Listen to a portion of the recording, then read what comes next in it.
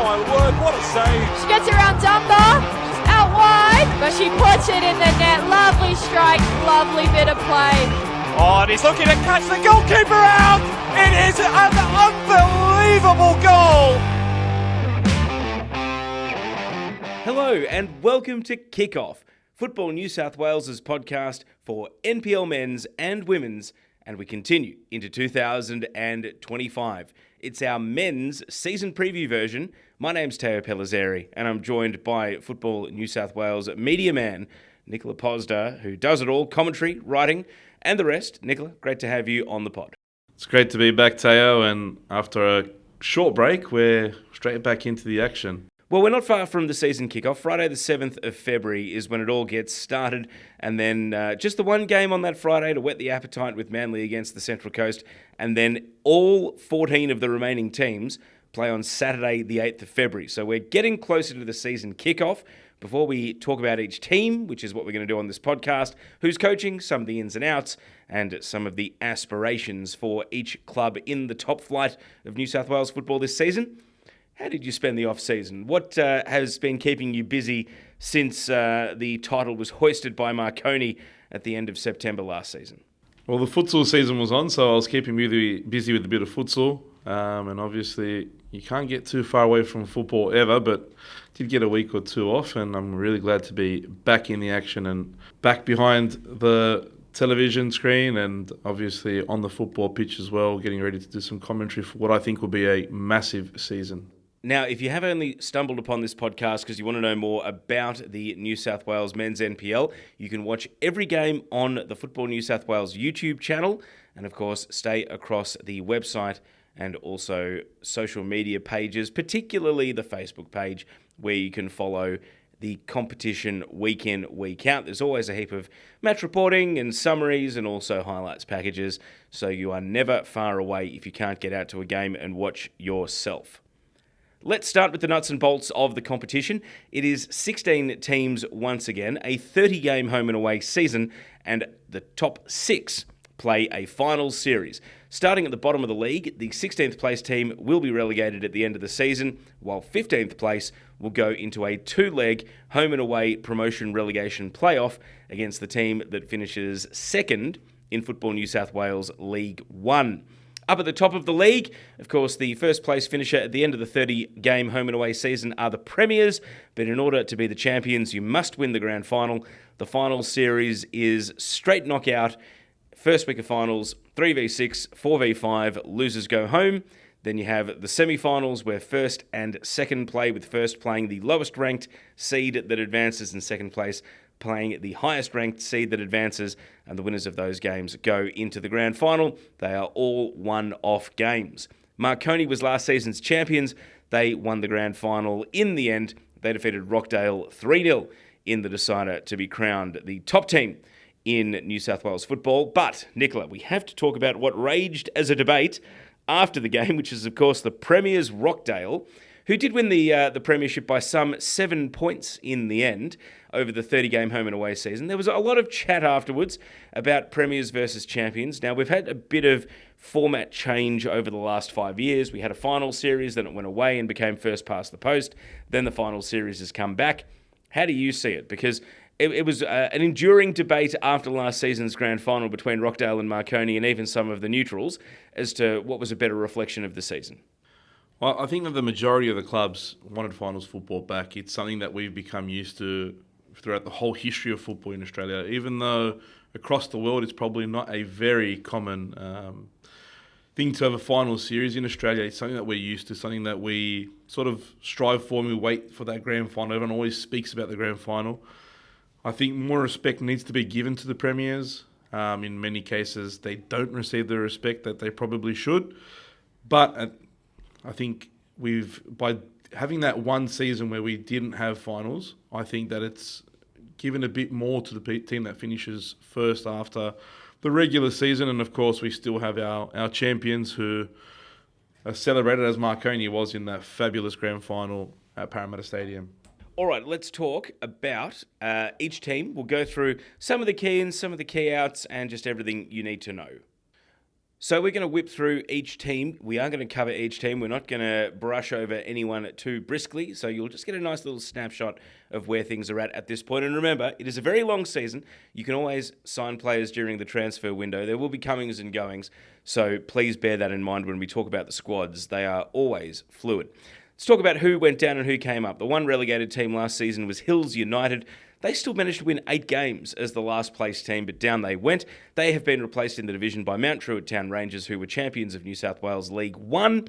They won 20 out of their 30 games, finished 6 points ahead of the Bulls Academy and 7 points ahead of Bankstown City. Their coach is Andrew Montgomery. Nikola, what's your impression of Mount Druitt Town Rangers as they return after just the one season down in the second tier? It all depends, I think, for Mount Druitt on how they replace their goal scorer and their main threat last year. He was by far and wide the best player in the competition. That's Andre Martin. He was fabulous. He was the top scorer. He was the best player in the competition as well. He's not coming back next year to Popondetta Park. How will they replace that? Well, from all the information that I've received, there's been an interesting signing, a Brazilian signing in Pedrinho. So Pedrinho has got a lot of raps about him. They've also added Yinka Sunmola and Joey Gibbs to the team, but Pedrinho is the one everyone's talking about, and he's the one that needs to fill the shoes of Martin from last year. One thing about Mount Druitt, the season they went down, they did have a lot of big-name players. They had no chemistry. Do you think having a season where you win 2/3 of your games, build a bit of spirit, get a bit of good feeling back around the club, could this actually be a good thing for them to avoid relegation this season? Again, they do have a base from last season's team, but they've lost a lot of players again from last year. There's been a lot of change again. I think it's going to be tough for Mount Druitt. And like I said, I understand the fluidity and having that team camaraderie, but I just think there's been too much change again. I think it'll be a tough campaign for them. 15th place, they won the Pro-Rel playoff, the Central Coast Mariners. It was against a fellow A-League academy. They actually trailed 2-1 after the first leg, then turned around at Plume Park and won 4-0 in the second leg. 8 wins, 4 draws. That was enough to keep them out of last place. Lucas Villela back as their manager. Of course, we're in the middle of the A-League season and the A-League transfer window is still open. So the academy teams are the ones that we quite openly know the least about as far as which senior players are going to be seeing minutes, who's going to try and get points in the bank, and then maybe leverage against that when A-League preseason starts in the second half of the season and inevitably all the academy teams drop away. The Mariners did avoid relegation, though, credit to them, and that second leg of the Pro-Rel playoff was a pretty devastating performance. Do you see an upturn, or do you think the Mariners' primary motivation this year will, again, be stay in the division?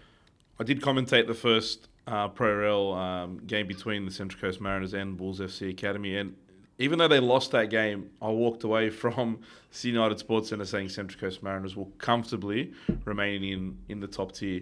I think they're going to have to step it up this year. But I do believe that once more they will be fighting in that bottom half of the table. There will be a lot of work needed to be done by them. But again, I'm sure we're going to see some superstars come out of the Central Coast as we do every year, and someone that will make that jump into the A-League team. I mean, you've got Hayne Eames, who's playing in the A-League on a regular basis. I mean, they lost Lockie Bayliss to Newcastle, where he's played quite well. So they're even doing the work for other teams. No, and they've done that for years. Like we've seen across the A-League over the last decade, how many players, young players from the Central Coast, not only move on to other A-League teams, but also to European teams, and it's a great breeding ground for quality young players. Let's stay with another academy. Sydney FC were 14th last season, 29 points, so only the one above Central Coast. They also won 8 of their 30 games. Jimmy Van Vieren in charge, of course, the Sydney FC Academy. The reason you watch this team is you could have been a couple of years ahead of the curve. We're recording this podcast a week after Adrian Segicic scored a hat-trick in the A-League. 2 years ago, you could have watched him play for Sydney FC every week. Priestman in central midfield for the Wanderers was at Sydney FC. Zach Samsford was playing for Sydney FC. Jaden Kucharski, Tiago Quintal, who looks like a great prospect. The reason you'd follow these teams is to see the first steps of the journey. Jimmy Van Vieren is still there. Again, they'd be desperate to avoid relegation, but I don't think it's the end of the world if they do get relegated. Am I talking sense, or is it a must that Sydney stay in the top flight? I believe Sydney will be too strong to be relegated. I think they've got enough quality throughout their young teams to consistently feed into the NPL squad. Obviously, like we said about the Mariners, we don't know who'll come down from the A-League team once the A-League season concludes, but Jimmy Van Wieren's been there now for so many years. He's got a system in place that the team is solid enough every year to avoid relegation. They were in trouble at a point last year, if you remember.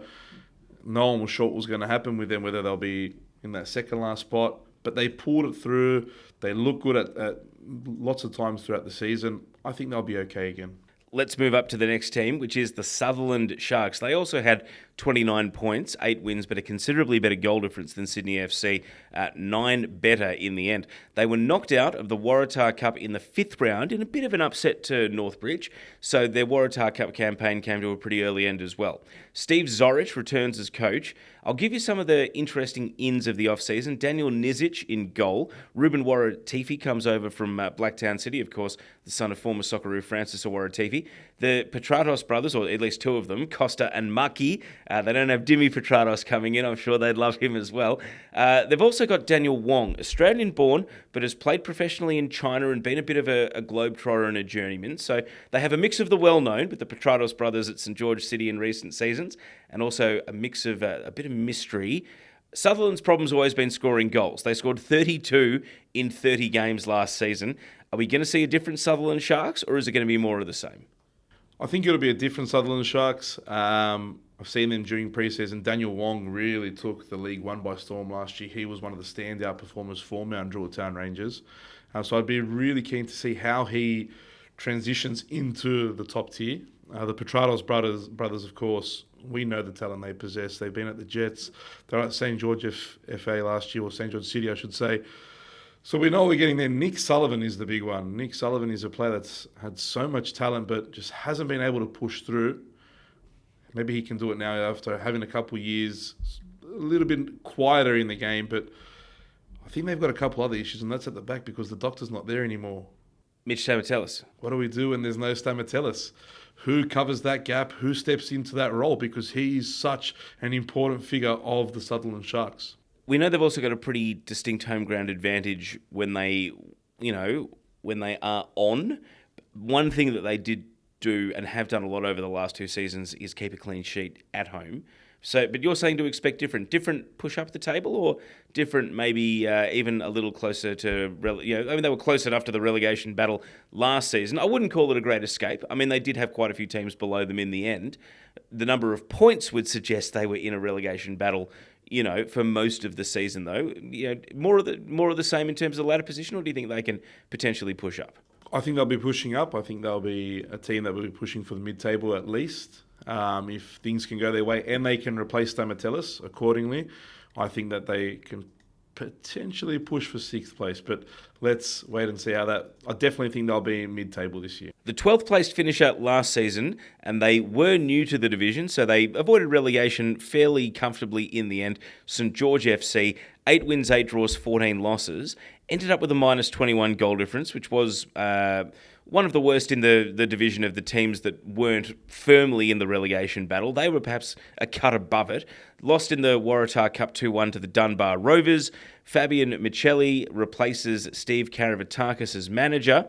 And some of the new faces coming in include Bayan Tonu, Thomas Dunn, Caden Wright. St George FC, I mean, you can't ask much more of a newly promoted team than to avoid the drop. Can we expect any different this season? Are they straight back into priority number 1 being avoid relegation, or have you seen enough to suggest that they are now consolidated in the division?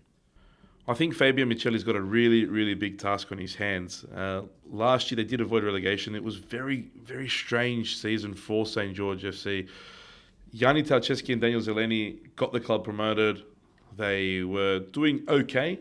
Obviously not as well as they would have liked. They were doing okay. And then there was a sudden change in management. Steve Karavatakis came in. He managed to steer the team to safety. But I think this year they've got a really, really tough task on their hands. And it'll be a real test of Michelli, who spent a bit of time in Canberra, spent time with Bulls FC Academy. So he's been in the academy setup. He knows how to build a young team. From my understanding, the team's quite young as well. So I think it'll be a tough task for St George. But if Michelli can keep him up, then, well, there's another coach there that's got a bit of pedigree behind him. The third of the academy teams playing in the top flight this season is the Western Sydney Wanderers. Now, they did have 32 points, but that was with a 6-point deduction. They started the season like a house on fire and then fell off the edge of a cliff.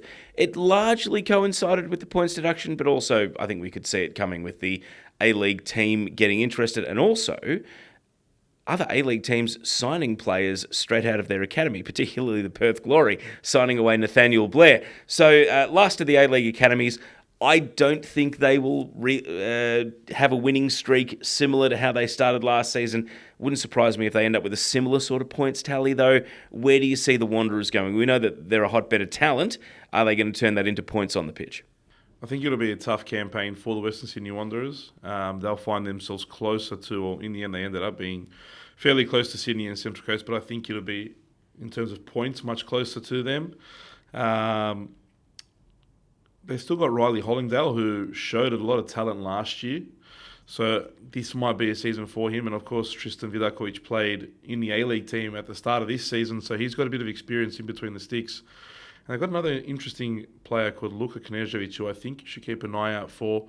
Talented young attacker. We'll see what he can bring to them this season. And you never know who might be about to have a breakout campaign. But of course, Marcus Eunice was playing so well in the NPL team that the seniors couldn't ignore him. And then, of course, he got sold overseas. Well, not sold, loaned overseas. We'll wait and see if that ends up becoming a sale in the end. But sadly, the human highlight reel, Marcus Eunice, will not be gracing the NPL this season. We're very lucky to have him, though, and that's sometimes what the academies do bring to the competition. Oh, that opening 15 rounds of the NPL season, Western Sydney was phenomenal. And it wasn't just Eunice. Eunice obviously was a fantastic highlight reel and good fun for Mark Stavroulakis and his media team to be cutting up video of his scissor kicks and all the rest of it. But there were so many good players in that team, and I'm sure that we're going to see someone else explode next season. So let's move into the top 10 and the Northwest Sydney Spirit. They picked up 34 points last year, only won 10 games out of the 30, only scored 39 goals and actually ended up with a negative 14 goal difference. But they did have two very good cup runs. They made it to the Waratah Cup semi-final, albeit losing to Rockdale 5-0 once they got there. They were also the last NPL New South Wales team standing in the Australia Cup. They made it to the round of 16 where they were defeated 4-0 by Melbourne Victory. David Perkovic is back. Yu Akubo, Takumi Ifuka and Brady Smith are amongst the ins. Richie Darko is a very significant out. He's been one of the iconic players for NWS Spirit, of course, scored goal of the year season before last. They call their venue the Arctic Circle. Do you feel as though it is going to be Arctic again this winter? But I think the real question is their goal scoring still going to be frozen, or do you think some of the new faces can turn them maybe into a higher scoring and more attacking team? Speaking to David Perkovic throughout pre-season, their expectations are much higher than what they have been in previous years. They've spent a couple of years now in the top tier, and I think this is the year that they really want to make a mark and step into finals football. Yu Akubu, obviously a fantastic signing, and from all reports in pre-season, he's looked really, really good. I mean, they were 16 points off 6th place last year. And also, in terms of goals, maybe not as many goals because the 6th place team only scored 45. They only scored 39. So what has to improve in order for them to close a pretty significant gap? Well, from what I understand, there's been a bit of a formation change as well. So this will affect, obviously, how they attack and how they defend. But bringing in also Marko Arambasic, he is a very, very special player. He broke onto the scene a couple of years ago at Hakoah and then went overseas for a stint. He's back now. I think this could be a year for him to really push himself as a striker, someone that scores goals. They'll get Ollie Wigan back toward the end of the season. He had an ACL injury at the end of last year.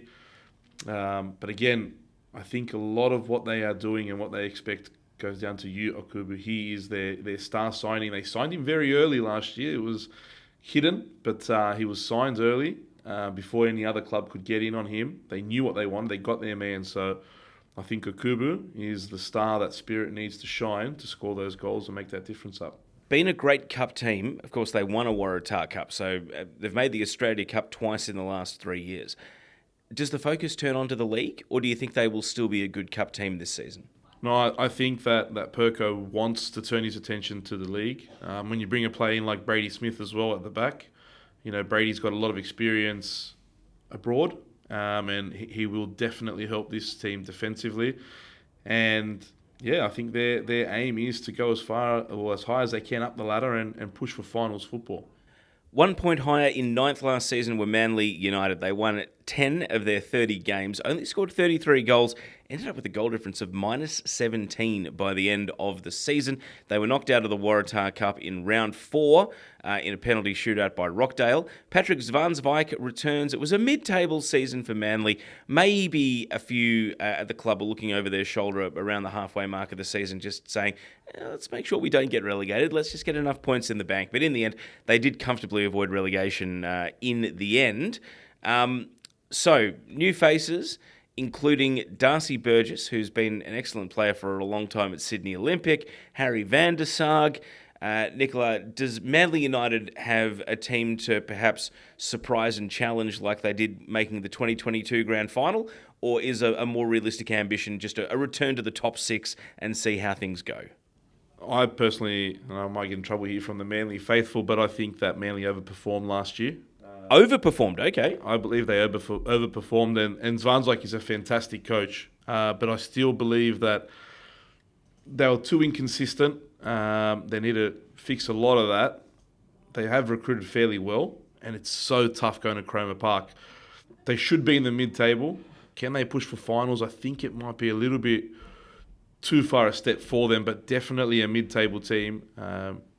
And I hope Paddy doesn't get too upset with my overperformance. Okay, but would you say they're too good to get dragged into a relegation battle, or are they a couple of injuries away like any team would be from having to, really look for reinforcements or think about a more pragmatic style? Well, from speaking to Paddy throughout last season, I think that a major issue of theirs was the squad depth. So if they don't improve on their squad depth, I believe that they could be in a bit of trouble. They lost Zach Siligoy as well. He went to Mount Druitt. He played at the back for them for a lot of last year. So they've got to replace, obviously, what leaves, and they need to add a couple more players. Otherwise, their squad will be too thin, and that's when things could start getting tough for them. 8th place last season was Sydney Olympic. They ended up with 42 points. So gap between 8th and 9th was 7 points. Sydney Olympic winning 13 of their 30 games. They did have a positive goal difference by the end of the season, but losing at home to Hills United in their first home game kind of set the tone for a bit of a struggle through the first half of the season. They lost in round 6 of the Australia Cup qualifiers to the NWS Spirit 3-1 after extra time. Labano Haliti returns. Some big names coming in: Jack Armson, Connor O'Toole, Cyrus Demi, the latter two with experience in the A-League system. But they had some big names coming in last season, and it never really got going for them. They were able to at least rally to a mid-table position. But ever since that magical final day of the season where they won the first past the post Premiership and Championship, Nikola, Sydney Olympic have struggled to recapture the magic. Look, when I speak about teams overperforming like Manly, Sydney Olympic definitely one that underperformed in 2024. And I think Labano Haliti will be expecting things to be a lot better moving on into 2025. I imagine that they'll really expect to be playing finals football at the least. They lost the Greek Herald Cup over the last weekend to South Melbourne, so not a good start. But last year, again, I think that they were too inconsistent. Inconsistency was a major problem for them as well. In terms of game style, I mean, they scored 51, conceded 42. Did you see a lot in the way that they played football? That is Labano Haliti evolving as a coach? I mean, you read the social media comments. I think that he was under the pump from his own fan base, but he's been backed by the club to come back and try to improve. So, and he's always been, I think, a coach that's been on the pathway, to get a shot like this. So the club's really backed him in and shown a lot of faith. No, they have. And speaking to Labby throughout last season on various occasions, he's definitely a coach that wants to hit the A-League. He wants to keep improving. I think he has improved and evolved, but the results haven't sort of followed the squad. So this year's a key year for Labby Haliti and Sydney Olympic. I think they have to play finals football. If they don't, it will be another underwhelming season for them. Roy O'Donovan has gone back to the Northern New South Wales NPL. Let's not talk about the Newcastle League. Sad to lose him. He's been iconic. He's been the face of that club. I know Roy from working with him, but with all due respect, he would often be anonymous in a game only to then pop up and score. Do you think a striker like a Cyrus Demi might be a more all-of-game contributor, or does it not really matter? If you've got someone who just gets the last touch and puts it in and does it 20 times a season, that's fine? Or do you think that they now have a different attacking profile with how they will attack? Look, I think Jack Armstrong offers something very different that a lot of players don't. He usually plays as a second striker or as a 10.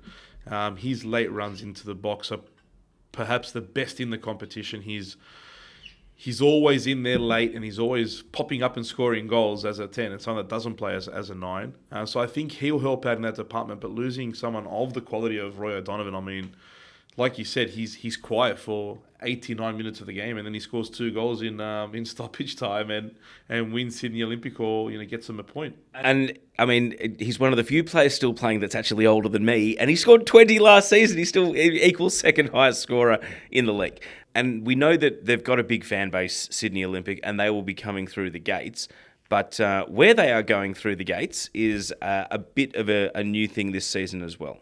Yeah, so they'll be moving from Belmore Sports Ground for the majority of their games to Netstrata Jubilee. And Netstrata Jubilee has one of the best playing surfaces in the state. And Jack Armstrong stated in his interview that's one of the major reasons why he made the move from Apia to Sydney Olympic. It's safe to say Belmore, a lot of the time, didn't have one. Look, I love going to Belmore because it's a great stadium. And great for commentary. Great for commentary. When the fans come in, it gets very loud. And it's got a lot of character and history. But the pitch was frequently not good enough for NPL football. Yeah, that's correct. And that's why I think the move will perhaps help their playing style as well, and something that Labby will really take on. Again, fantastic playing surface, excellent venue. I think that it's a good move for Sydney Olympic. The highest team to miss out on the finals, and it was a little bit heartbreaking that they did miss out given how well they played really the first half of the season, were the Wollongong Wolves. But in the end, they didn't even win half their games. 13 wins, 44 points. They were 6 points off 6th place at the end of the season, even with a +5 goal difference that was +14 goal difference, I should say, that was better than 2 of the teams that did end up in the top 6. They made it to round 6 of the Australia Cup qualifiers, where they lost to Rockdale. But at the end of the season, David Carney left the Wollongong Wolves. He's been replaced by Warren Grieve. Now, one of the biggest names, I think, to come into any club this season, Raphael Leai. Coming over from South Australia, from the Solomon Islands. Lots of untapped potential there. Some of it has been tapped in South Australia. I'm really excited to see what he can do, especially at the Wollongong Wolves, who, as we know, can get a pretty distinct home ground advantage down on the south coast on their day. Well, it'll be interesting to see what they do. I think they're another team that perhaps underperformed, like Sydney Olympic. It's funny that they finished 7th and 8th. That both those two teams probably expected to be higher on the competition ladder. They've made a few interesting signings. Nick Olsen as well, coming back into the NPL after a number of years out. I mean, he's had a fascinating journeyman career to a few different countries. I thought the A-League really didn't do the right thing by Nick Olsen at times. I remember watching him playing in the National Youth League back when we had it. I thought he was a fantastic prospect. So I'm hoping he can come back and have a really good season for Wool. Well, imagine playing in the Maldives. I mean, that'd be a pretty good reward, right? Well, as long as your wages get paid on time, sure, yeah. Yeah, well, I think holidaying there's not too bad either. But Raphael Leai, as you said, I think the Solomon Islands and the Pacific nations have so much quality.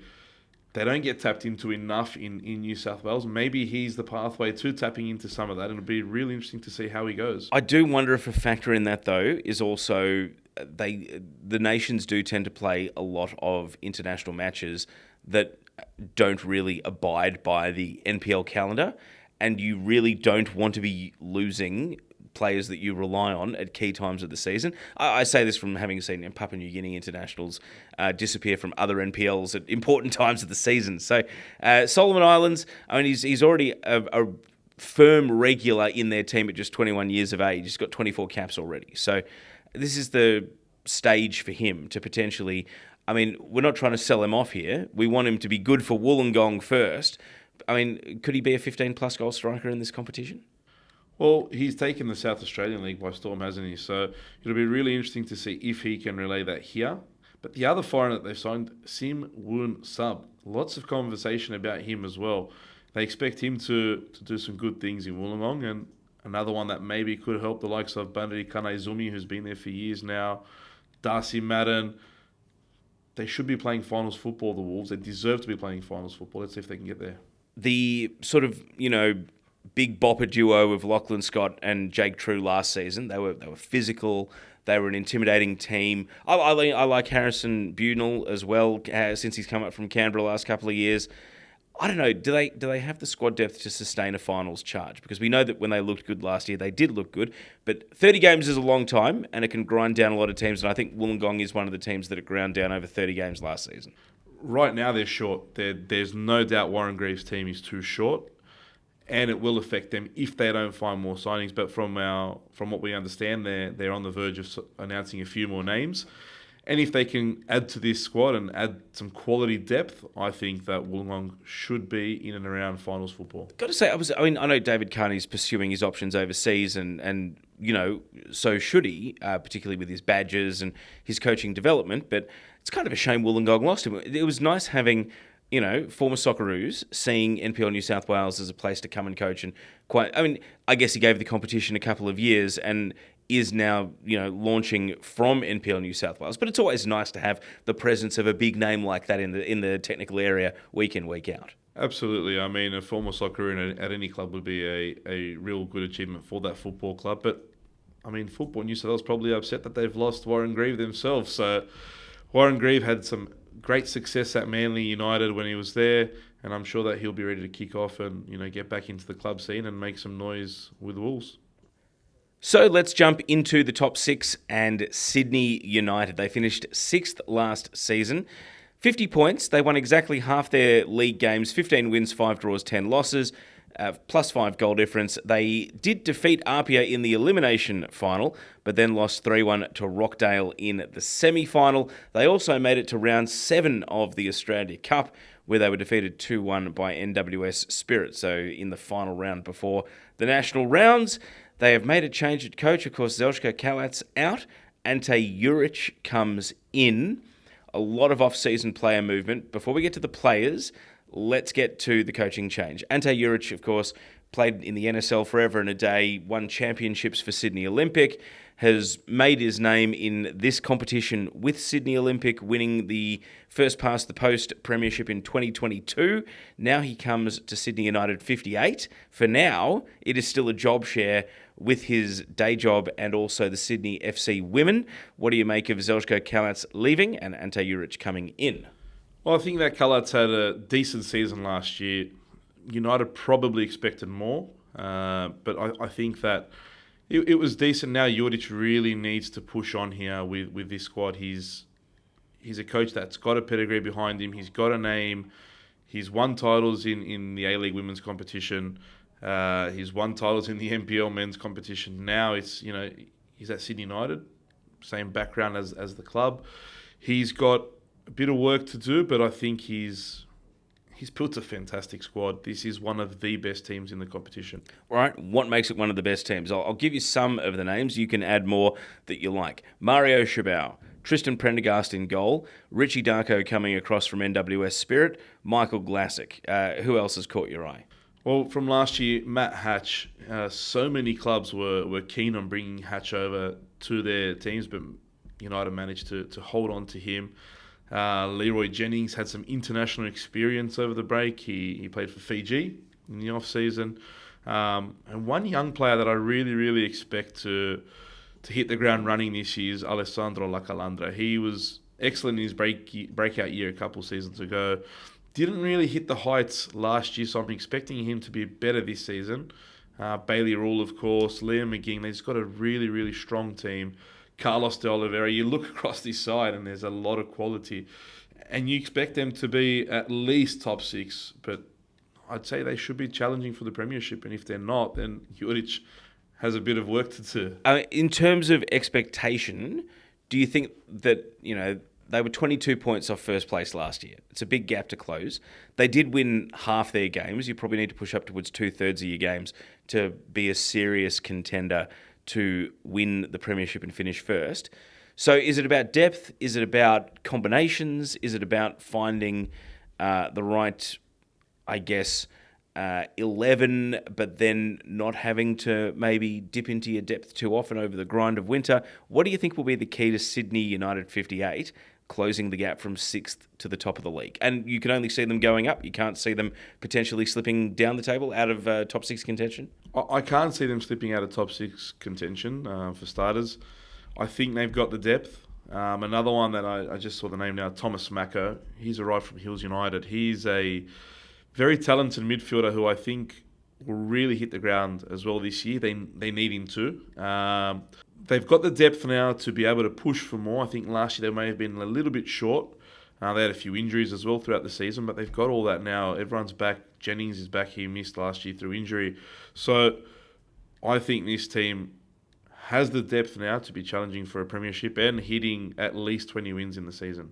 One place above Sydney United 58 and just 1 point above them last season were St George City, a team we went into the campaign very optimistic about last season, and indeed they did go on to play finals. They lost the elimination final in one of the contenders for game of the season, 4-2 after extra time to Blacktown City. They also lost to Blacktown City in the Australia Cup in round 4. Manny Spanadakis has replaced Mirko Juric as coach. However, there's been precious little news at the time of recording coming out of St George City, so we don't want to shoot first and ask questions later. But other than Dakota Askew, we don't know a great deal about ins. And of course, we know the Petrados brothers and also Presley Ortiz are among their outs. How are you feeling about St George City with what we do know? I think it'll be a tough campaign for St George City. They're a team that I believe expected to be playing final, like a grand final last year, through their progression up into the competition and the way they've performed over the last couple of years. I think this year will raise major questions at St George City. They've lost Cameron Fong. They've lost the Petrados brothers, as we mentioned, Matthew Karamalevsky, who wasn't shy for a red card last year, but still a real important part of their defence. So how will they replace these players? As we said, we don't know a lot at the moment. They've got a lot of work to do. I don't see them playing finals football. I see them outside of the top 8 as well. But this is where the pundits to be proven wrong. So but I don't think we don't have the information. Quite simply, that's right. So the club still hasn't really put on paper, in a formal sense, that we can responsibly report names. We're not going to engage in rumour mongering here, but based on what we got, they've got to fill a lot of gaps. That's right. Yeah, the one gap they don't have to fill is the gap between the posts. They've got a fabulous goalkeeper. I think someone that the competition really should keep their eye on in Jack Kenny. He's a very talented young goalkeeper and one to definitely keep an eye out for in 2025. Let's talk about Blacktown City. 4th last season, they won 17 of their 30 games, scored 66 goals, only conceded 37, so a big healthy goal difference of plus 29. They lost the semi-final, though, 6-2 against Marconi. So sadly for them, it was a big crash after the emotion of winning that classic elimination final against St George City. They also lost in the Waratah Cup semi-final 5-2 to Apia, and they were knocked out of the Australia Cup by Adelaide United 3-2 after extra time, at least taking one of the top A-League teams to extra time in the round of 32. Mark Crittenden is back. It hasn't, from what we know, been a prolific off-season for Blacktown City. They've brought Jacob Kresner back from Melbourne, where he was playing for Preston. They've brought Zach Bowling down from Newcastle as a goalkeeping option. Jared McKinley across from NWS Spirit. Keanu Moore, another Newcastle player. So those are some of the ins we know of. Blacktown City, picture of consistency, stability. They'd love to be consistently winning the title, though, rather than spotting their rivals a lead and then trying to catch them with a late charge. Yeah, well, look, last year I think they had a lot of injuries as well at key points in the season that sort of dropped them off. They still almost made a grand final, which would have been another for Crittenden. But look, they lost Joey Gibbs, which is a major loss for them. The rest of the team looks pretty consistent as they generally do. One player you missed off the incomings is Maxime Miege, and one that I really think will catch the eye this year. He's a Bonnary White Eagles junior, very talented left-footed player, and one that, if he wants to make the step up, needs to make a mark this year on the NPL competition. But again, like I said, consistency is the key for City. He always has been. Are they the sort of club that's in a position and have the depth to challenge on all fronts? So League Premiership, Grand Final, Waratah Cup, Australia Cup run? Or do you think they'll prioritise this year? It's tough to say. I think they've got enough depth to challenge across all three competitions. I mean, Travis Major is a man that can do it all. He's playing centre back last year. So now that Crittenden knows he can use Major as a central defender as well, it just increases that depth in the back line as well. I think they can challenge across all three. Will they be able to challenge for the Premiership? Yes, but they need things to go right for them, and there is a few new names in the squad, something that we don't see generally every season. Third place was Apia Leichhardt. Now, their goals for and against profile suggested that they had the season of a first place team. However, they found a way to lose 9 of their 30 games last season. Third, 57 points, 18 wins, 3 draws, 9 losses. 78-4, which was the most in the division, 48 against, plus 30 goal difference. They lost that elimination final to Sydney United 58 in, I think, what the club would have been considering a great disappointment. Second year in a row that Sydney United got them on the big stage. But they did make amends in the Waratah Cup, where Sydney United had got them the year before. They won the Waratah Cup 3-0 in the final, and then lost a very testy and bad-tempered Australia Cup round of 32 game, 1-0 after extra time to Olympic FC up in Brisbane, and it also came at a time of great fixture congestion for Franco Parisi and his team. There are a heap of new faces. I'm going to give you choice of the board as to who's caught your eye, Nikola, but also, should Apia have done better last season, or can you understand why they ultimately finished third? And hey, they still won one of the big pieces of silverware. They still won the Waratah Cup, so it was still a successful season for them in that respect. From my point of view, I'd say it was a successful season, but knowing the hierarchy and Franco Parisi, I think they would have expected to win more silverware. I think that game when you play against Sydney United, between them, there's always a lot of tension there, a lot of feeling. It's one of the best rivalries in the league at the moment. It is, and the way that game panned out in the end as well, they lost it very late on. So I guess you could say it was a little unlucky. But I think Apia had a solid enough season last year, and they can build off that definitely. So I said your choice of the board with new names. Who do you like for this team? Well, I'm sure everyone wants me to say the Canadian-Jamaican defender, Drayton Kelly, but I've got to say it's Joel Bertolicio. I knew it. I knew you'd go for him. Tell us why. Joel Bertolicio is a player that can play across the park either in the central defence or in the centre of midfield. He comes from the Bulls FC Academy. He's a very talented young footballer who I expect to absolutely explode this year on the scene. And yeah, he's really, really caught my eye, so I hope that he has a good season. Now, other recruits that we need to talk about. Presley Ortiz, Arthur Dillez, who at the time of recording is still the interim coach of Melbourne Victory, actually brought him down to Melbourne for a trial, had a look. Didn't get signed in the A-League system, so he's now joined Apia Leichhardt from St George City. Is this the jewel in the crown, or is this merely another option that could score 10 to 15, or are we looking at a 20-plus Golden Boot contender here? Well, they need to replace Jack Armson, and Presley Ortiz has been the one that's come in to replace Armson. So he's expected to score 20 goals. I think he's a player that'll score 10 to 15. He's shown over the last few years that's about his range, his consistency is about 10 to 15. Are you sure better teammates don't take him to the next level? Well, it'll be interesting to see what he can do. He had a good team around him at St George City as well. That is true, yep. So obviously Apia's a team that arguably has the best players in the league. How will Presley fit in there? Well, this is really his opportunity. If he doesn't take this here, well, then question marks may be raised over him. And a few young guns coming in. Oliver Callets, Cameron Fong from Sydney FC, a fullback, and Jesper Weber, a pacey winger. Got to say, a couple of years ago, I mean, I know Jed Drew is lighting up the A-League and was already a young Socceroo, and maybe Jesper Weber wasn't, but Weber and Drew, like, they were going stride for stride in the Bulls Academy. So I want to see Jesper Weber have a breakout season at Apia this year, because I actually think he's a very good player. He's a very good player, and at the Bulls, he had a very good couple seasons there. I think Cullarts as well. Like, you look at the year he had at Sydney United, he was phenomenal in goals for them. Many man-of-the-match performances throughout the season. So a big signing for them. I think Apia looked the goods, and they are most definitely a premiership contender. What about the tactical evolution and the coaching evolution of Franco Parisi? He's got an A+ reputation in football.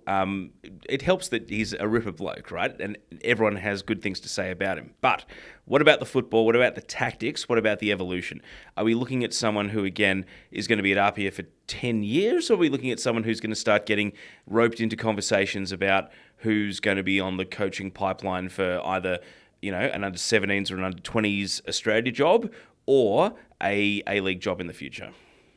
Franco's Apia. He doesn't leave Apia. I think he... Okay, sorry, Australia under-20s. He's staying at Apia. I think he's someone that wants to spend his whole coaching career at Apia. Wow, okay. He bleeds the maroon of Apia, and he's got a really good assistant beside him in David Depuzzo.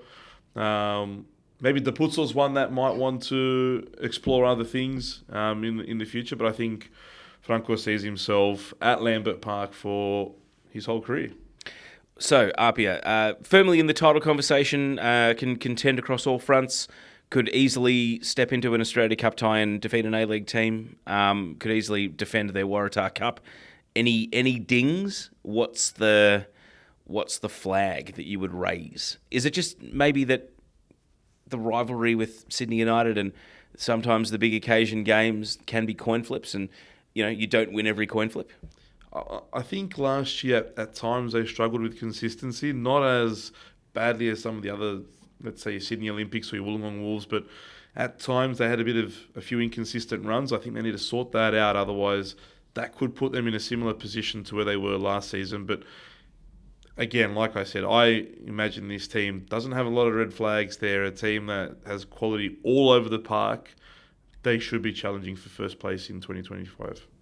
Marconi Stallions finished second. They were 8 points above Apia and Blacktown City in the end with 65 points. They were one of only two teams that won 2/3 of their games. So 21 wins, 2 draws, 7 losses, 70 goals for, 35 conceded. Of course, they won the grand final 3-0 against Rockdale. They lost in round 7 of the Australia Cup 2-1 after extra time to Apia. So they were so close to the national stage of the Australia Cup and the Waratah Cup semis.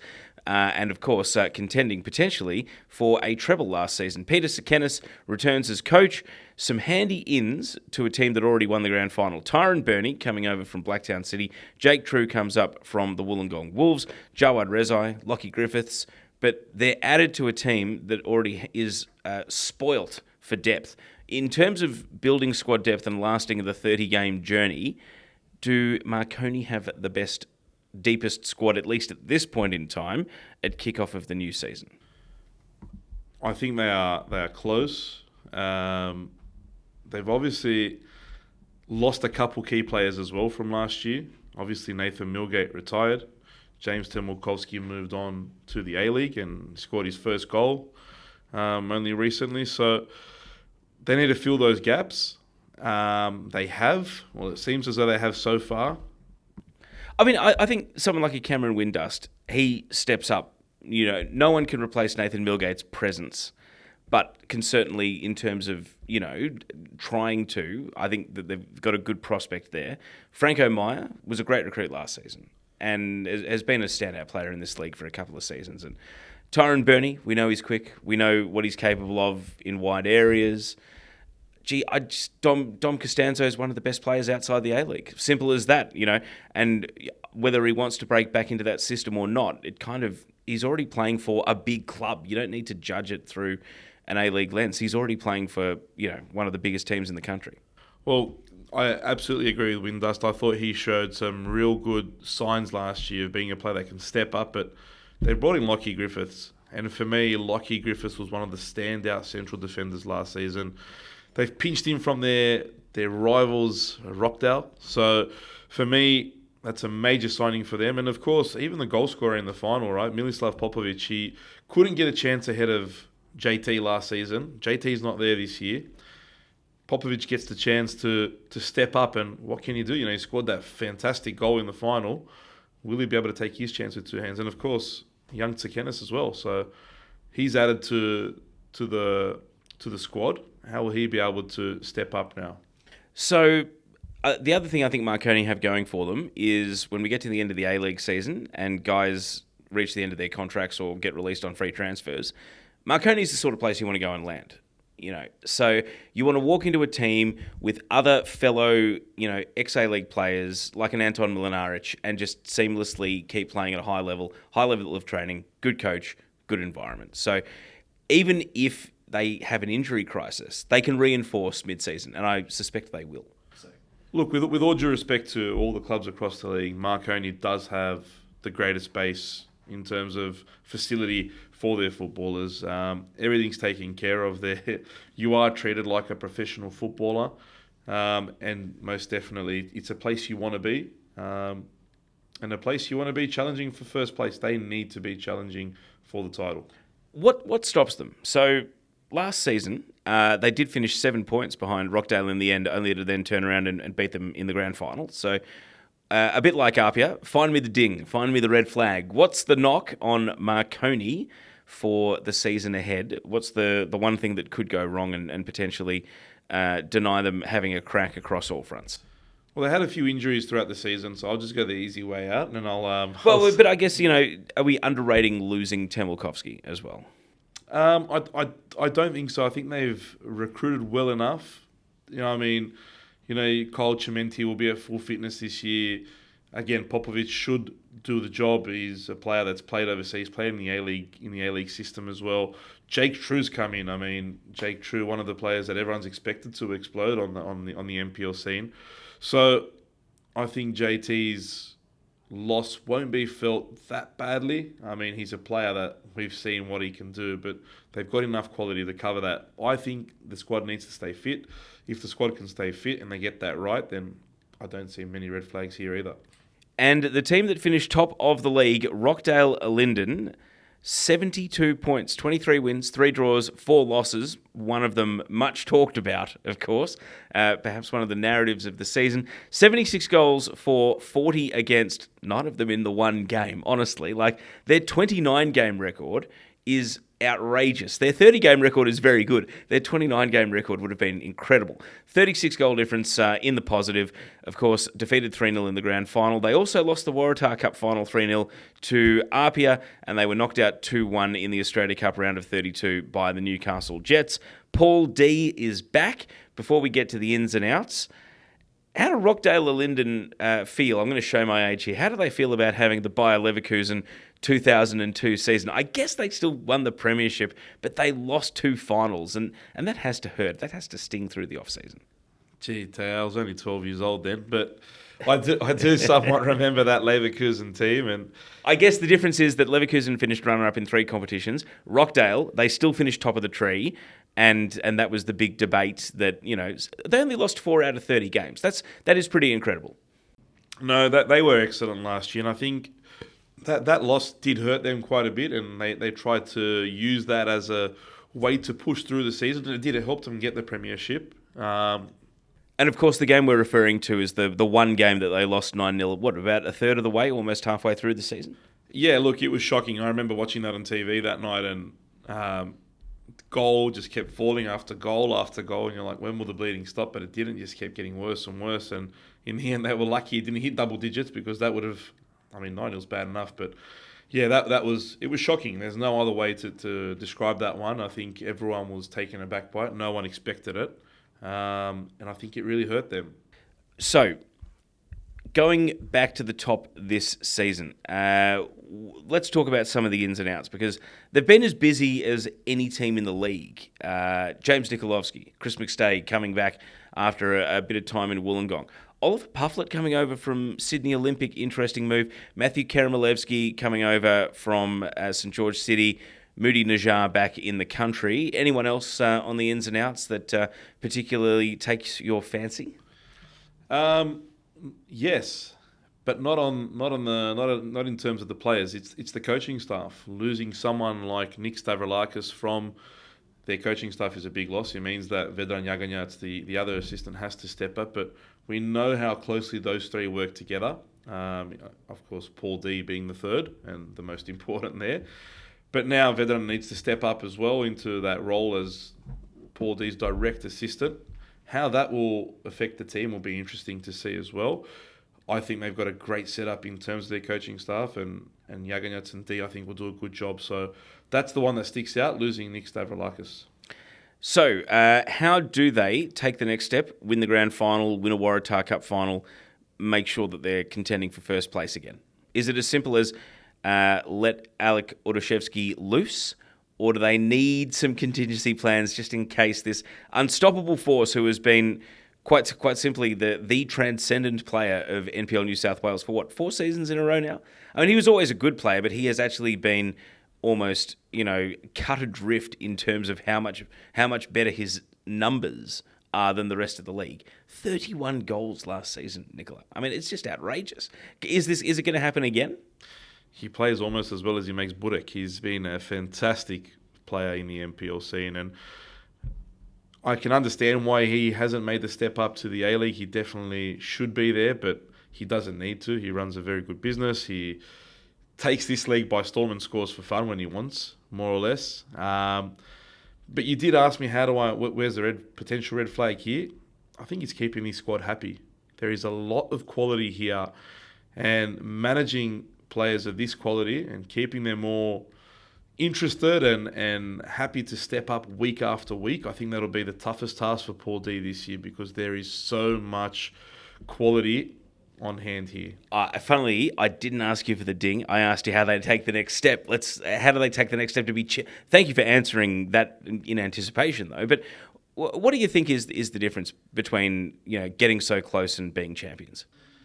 I actually think it's that again. I think it's keeping the squad happy, because it's tough to keep going week after week, and you got players sitting on the bench that need to come in, they need to step up. If things aren't going quite the way as they should. I mean, last year their beginnings to games last year was that what won them most matches. They came out absolutely firing out and high pressing, forcing errors, scoring early goals. I think if you were to look at the statistics, I think they scored most of their goals in the opening 20 to 30 minutes of games. And maybe keeping that consistency is what takes them to that next level of winning everything. And they want to be playing in the Australia Cup, much like Marconi. That is their aim. They want to win championships. They want to win everything they can. That is the sign of a big club, and I think Rockdale wants to be a big club. I mean, they get their first opportunity at silverware over the weekend. They take part in the Masso Cup. Another local rival, Bankstown City, won it last year. They're co-hosting this year, so they'd want to win that as a proper kickstart to their campaign, and we'll see how they go there. So that's a look at every team in isolation. Let's wrap with just a couple of big picture sort of narratives. We have season-to-season consistency. We've settled on a top 6. We have settled on a finals series. The Waratah Cup is a great cup competition that's starting to really build its, I think, credibility and history. It's difficult when, sorry to be the Victorian here, but the Doherty Cup had 100 years of history. So the Australia Cup, I hate to say it, I do think a little bit of the gloss has come off. Sure, if Marconi's hosting Sydney FC at the Palace, that'll get 10,000. But NWS Spirit versus Melbourne Victory last season didn't feel quite as special as some of the other times that we've seen NPL New South Wales teams host A-League teams. I mean, Rockdale versus Newcastle Jets was probably a bit of a better spectacle for the neutral. How are you just feeling about New South Wales club football in general, though, at the moment? Look, I think there's a lot of quality across the league. I spent the weekend in Melbourne, so in Victoria, so I got to see up close Oakley and Preston, and I feel like their professional setups are just a little bit above at the moment, and I think if New South Wales teams can step up just that little bit more. Are you sure? I get the feeling that the very top end of New South Wales, maybe not all the way down the entire way down the division, but I actually feel as though New South Wales might have the edge there on some, mainly because I do get the regular insight into some of the shenanigans that go on behind the scenes at some of the Victorian clubs. So, Well, I should reiterate what I'm saying there. I think the facilities that the Victorian clubs have may be slightly better and allow players to perform better. But I do think, and obviously as someone from New South Wales, I think the quality of our competition is better. I just think that the facilities need to continue to improve. I mean, and you look at the clubs like Northwest Sydney Spirit is in the midst of doing, I think, another renovation at their ground, so that'll become something special. You've got fantastic stadiums at Marconi, and they've just redone their pitches behind their stadium. Sydney United's got a great stadium. Sydney Olympics now playing at Net Strata. So, I think the facilities are improving, but there's always that little bit more that can be done, and I think they're on their way. Watchability and entertainment factor. Now, we've talked about a lot of the big names in this league. It's a mix of heroes of clubs that have worn the badge and become synonymous with the team. It's also a mix of young players on the way up that are making a name for themselves and might be just stopping by, and also guys that have come back from either overseas where they were playing as overseas professionals, or A-League players that are looking to either, consolidate in the NPL or looking to load up and really have another crack at impressing in the NPL to get another chance at the professional level. In terms of, where your eye goes, Rafael Leai is the obvious one for me, but also I think just on any given weekend, Marconi, Apia, Rockdale, Blacktown, I think even Sydney United and Sydney Olympic, your top teams are going to be very watchable because of the quality of the players on display. When I say watchability, I mean, it makes you want to go to a ground. It makes you want to open the stream and actually pay attention rather than just have it on to keep you company, Where do you see the watchability at in the league this season? Well, again, you got to look at the historical factor as well. A lot of these clubs in our competition have a lot of history behind them, and your Olympics, your Apias, your Sydney Uniteds, your Marconis, the Wollongong Wolves, these are clubs that have been on the national stage, clubs that have really made a name for themselves, and I believe that helps them be a little bit more watchable. But again, like you said, there's so much quality across the league. I mean, just trying to put it together, there's almost 250 players. Are we blessed that also some of the clubs that have really hot rivalries at the moment are in similar places on the ladder? Because, I mean, with all due respect to, NWS Spirit or a Manly United or even a Sutherland Sharks, like, everyone's mouth is watering at the idea of an Italian derby in a big consequential game. People want to see Rockdale versus Blacktown City because they've had some epic matches over the last couple of seasons. And that Sydney United versus Apia rivalry, I mean, there's two teams that just flat out don't like each other. I mean, there are little fixtures you see dotted all through the calendar that you say, I have to watch this one because of what might happen, Well, look, I think it's rare across a lot of competition. I mean, look at the English Premier League at the moment. You got some of the biggest clubs in the bottom half of the ladder, but we're pretty blessed, I'd say, at the moment that you've got all your big teams up in the historically big teams up in the top six, bar Sydney Olympic. So if you can push Sydney Olympic in there, then you've got I mean, our competition is incredible anyway, but I think if Sydney Olympic can push that little bit harder as the Wollongong Wolves as well, then I think it's going to be some race for finals football, and I think that the competition will be as interesting as ever. Now, one last one on the academy teams. They're the teams we know the least about at this point in time of the season. If you had to pick one academy to... look, I'm not going to say make the top six. I don't think that's a realistic ambition for any of those three teams. But if you had to pick one of them to sustain a top six challenge for the longest and then maybe finally hit the brakes when A-League preseason starts for the next season, who do you like the most? Because, gee, it's a lottery. It's really tough to actually pick one out of the three. Last season, it was clearly the Wanderers. In previous seasons, it had quite clearly been Sydney FC. But who do you like as maybe the best contending academy to try and take on the adults this season? You love asking the tough questions. No, I don't know the answer to it, so that's why I'm asking you. Yeah, look, I think the Western Sydney Wanderers will go through a bit of a rebuild as Sydney FC and Central Coast did last season. I think it will be Sydney or Central Coast. Perhaps Sydney might be the one. It all depends who has the more players come back from the A-League. I think Sydney FC will be the one this season that will be better for that year's experience. I think they'll be the one that most consistently pushes for a top 6 spot, but thanks for putting me on the spot. No, my pleasure. Nikola, floor's yours. Anything else you're looking forward to this season that we may not have touched on as part of this broad discussion of the season that's coming up? Look, I'm really hoping to see someone like a Northwest Sydney Spirit step it up and, achieve their goals of pushing for a final spot. I'd love to see one of those smaller teams make a real big hit for it. We saw last year the top 8 was your mainstay teams generally. So I'd love to see someone from that bottom half from 2024 really make a push for the top 6 or for a top half finish. And I'm just really excited for what promises to be another fantastic season of NPL football. Well, I think we've looked at, we've quite fairly looked at the state of play at this very early stage of the season. Don't forget, transfer deadline hasn't arrived and there will be a transfer window during the middle of the season. So even if you think we're not as optimistic as we should be about your team's prospects, they will have 30 games of opportunity to do something about it out on the grass. You can find all the games on YouTube, and don't forget to keep following the Football New South Wales website and also the NPL New South Wales Facebook page. In particular, you can find them on X as well, but the Facebook page is where it all keeps ticking over, the match reports, the photo galleries, the highlights packages. Nikola, you'll be back behind the microphone this season doing plenty of commentary, I assume? Yes, I will.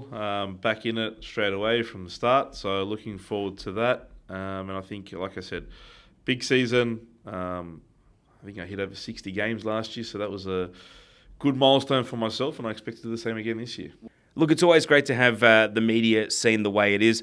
I'm sure that if you're an aspiring media type, feel free to reach out through the formal channels and just kick the tyres on what might be possible. And plenty of the clubs are always looking for people too. I mean, in my research and backgrounding for this podcast today, I've got to say, some of the clubs doing some very impressive stuff. Sutherland Sharks, a lot of good social media over the off-season. Apia as well, always things going at a high standard down there. But we can always do better and do more and keep spreading the good word of football. So if you have had your appetite whet for the season ahead and you want to contribute your part, make sure you jump on the Football New South Wales website and follow the official channels to submit an expression of interest.